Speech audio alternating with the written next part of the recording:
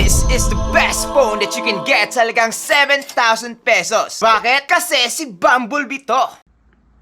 De, joke lang. Eto lang naman guys, yung smartphone na hindi masyadong hinahype pero ang lupit pala. This is a Tecno Spark 30 5G. Yes, wala pang masyadong nag-review nito. Yung 30 at saka yung 30 Pro lang yung madami. Pero yung 30 Pro kasi guys, malupit yon. Pero 5G ba? Hindi, di ba? Eto, 5G na. Tapos isa pa, Bumblebee. Ulit. Now, yung question na lang dito is, sulit nga ba talaga to? Or baka sa specs lang siya maganda? Well, yun yung trabaho ko. Tara, tingnan natin dahil nga magkaroon ng preview and we will start in 3, 2, 1. Let's go!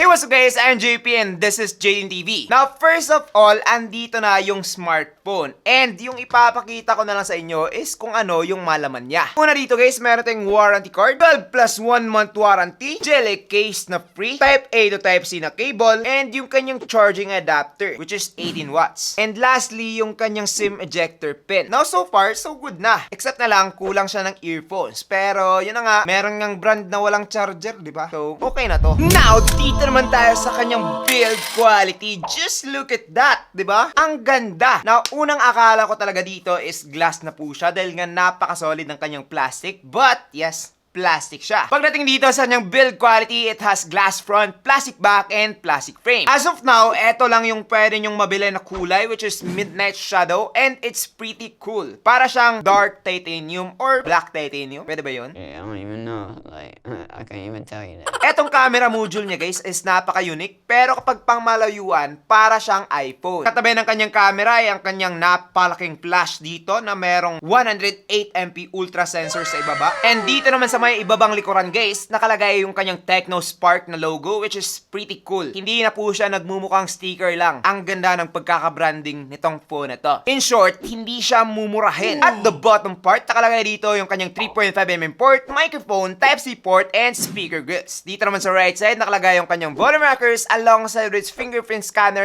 / power button. Dito naman sa left side, nakalagay yung kanyang SIM card tray, which is naglalaman ng 2 SIM card plus 1 SD card. And dito naman sa top side guys, nakalagay yung kanyang pangalawang speaker. So it means na meron na siyang 2 speakers. Yes, dual speaker or stereo sound na yung marinig mo dito kay Tecno Spark 35G. Haba ng pangalan. Now, pagdating naman dito sa kanyang protection guys, etong phone ito ay meron ng IP54 water and dust resistance. Kaya naman, hindi na po siya basta-bastang mapapasukan ng dust or water or mga inumin or ulan. Basta ganun. Medyo protected na etong phone ito. Kasi yung pinakamataas na rating guys is IP68. So, malayo pa siya doon. But at least, meron, di ba? Bihirang-bihira lang yung mangyari sa mga below 10K PHP. Ngayon lang, ngayong taon to, halos lahat na meron. Kung dati, merong IP54, 20K pataas na yun. Now, kung mukha na siyang iPhone kanina sa likod, mukha na rin siyang iPhone pagdating dito sa kanyang harapan. Yes guys, eto yung mangyayari kapag ginamit mo yung Face ID or Face Unlock netong phone na to. Merong lalabas na ganito, which is tinatawag nilang Dynamic Island. Now, specs-wise, etong phone ito is okay lang. This has 6.67-inch IPS LCD display with 720p HD+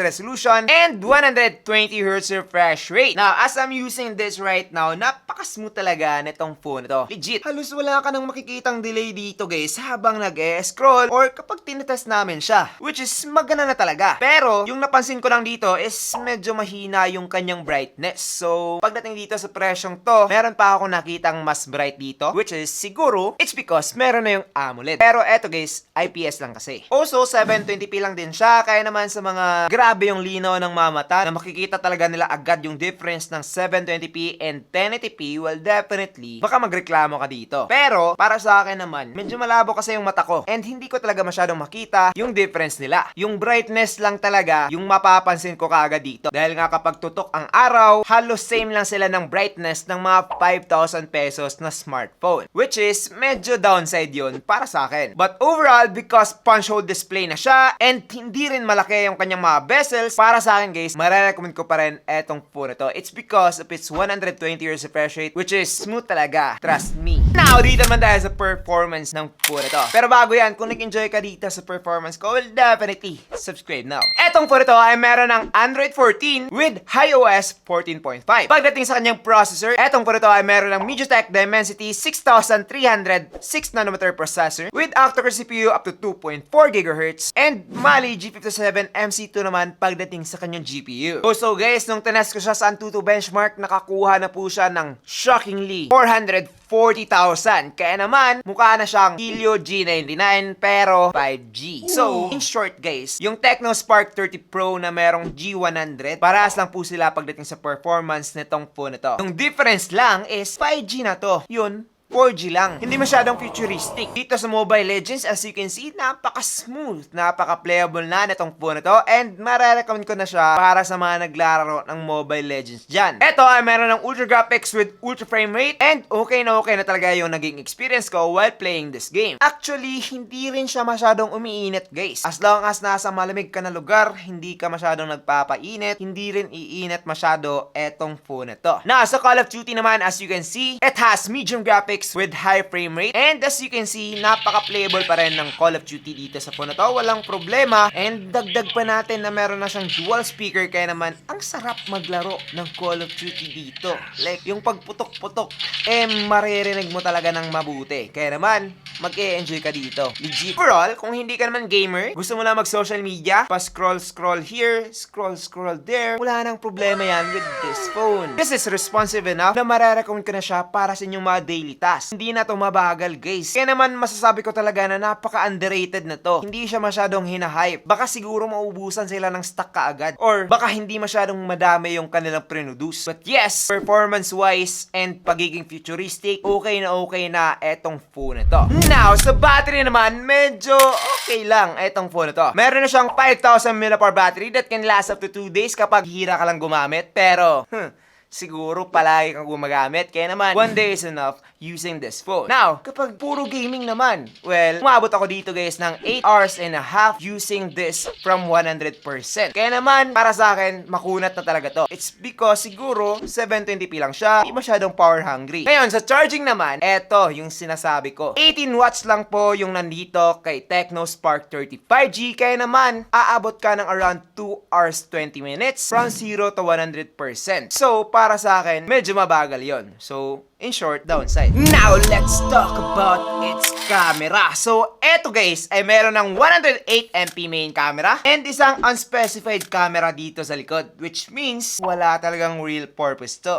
Huwag nyo lang sabihin. Atin lang yun. Dito naman sa kanyang selfie, meron tayong 8MP selfie camera. And as you can see, okay naman yung mga nakuha kong pictures all around dito sa phone na to. Napaka-natural niya. Maganda yung kanyang color reproduction. Pero, kung ikukumpara ko to sa Tecno Spark 30C, siguro mas natural lang yun ng konti. Ito kasi parang same siya with the Tecno Spark 30 Pro. So, kung hindi nyo alam yun, 108MP din yun. And parang nirecycle lang nila yung camera nun and inilagay dito. So, yung only difference lang kung bakit mas maganda to ng konti is yung kanilang processor. So, guys, hindi lang kasi yung megapixels yung nagmamatter. Nagmamatter din yung processor. So, iba-iba yung processor, iba-iba yung result. And for the Tecno Spark 35G, marerecommend ko na ang camera quality niya pagdating sa mga picture or tinatawag din na photo quality. Okay na to guys. Mapa-landscape or picture ng mga tao, makakasabay na siya or malalaman pa niya yung ibang mga cellphone sa presyong 7,000 pesos. Now, pag-usapan naman natin yung kanyang video quality. So, eto guys, nandito yung hinahanap ko. It can go up to 2K at 30fps, both main camera and selfie camera, but you have the option for 1080p at 60fps.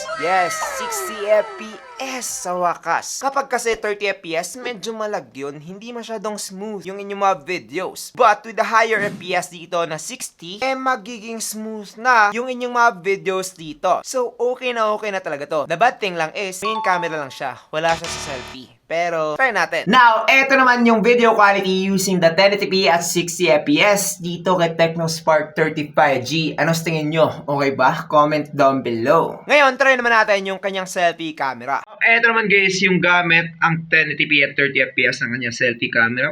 Parang ang ganda. Di ba 8MP lang to? Comment down below. Now, eto naman yung video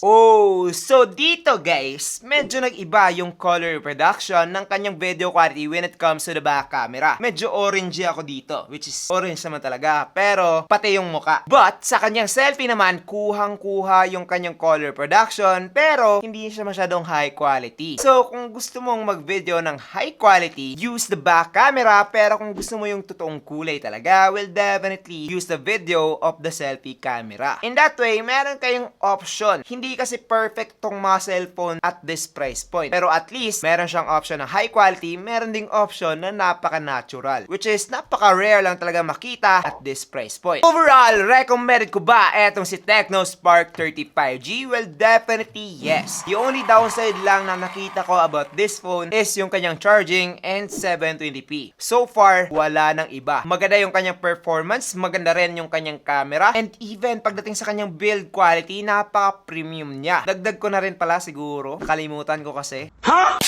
Yung kanyang box is medyo downgrade kumpara sa Tecno Spark 30 and 30 Pro dahil nga ang lulupit ng mga box nun. But yes, ito lang naman yung gagamitin niyo, di ba? So para sa akin, kung ikukumpara ko doon sa 30 Pro and 30, ito na lang yung bilhin nyo. Sulit na sulit, 5G na, malakas na processor, maganda yung camera, okay na okay talaga siya overall. So I guess that's pretty much it for this video. I hope na nag-enjoy kayo. If you did enjoy, well, definitely don't forget to subscribe dahil nga marami pa tayong paparating na smartphone, and comment down below kung ano sa tingin nyo yung mga dapat nating i-review. So that's it. I am JP and this is JTN TV. Thank you for watching and God bless. Bye-bye.